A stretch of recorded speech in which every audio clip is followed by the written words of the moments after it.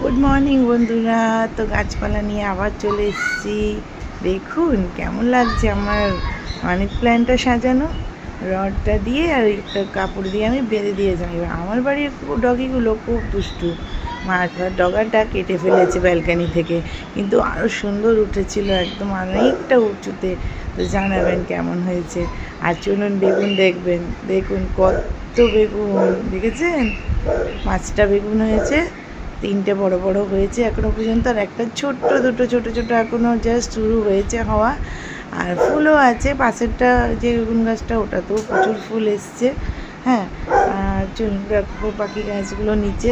আর এই যে দেখুন উপরে ছোটোখাটো গাছগুলো, ওগুলো আমি চারা বার করেছি। আর কাঠগোলাপেরও চারা করেছি, এখন দেখা যাক কী হয়। উপরের চারা কাঠগোলাপটা লেগে গেছে, নিচের কাঠগোলাপগুলো মনে হয় পাতা এই যে বেরিয়েছে, 1 মাস লাগবে ওটার শিকড় হতে, লেগে যাবে ওটাও।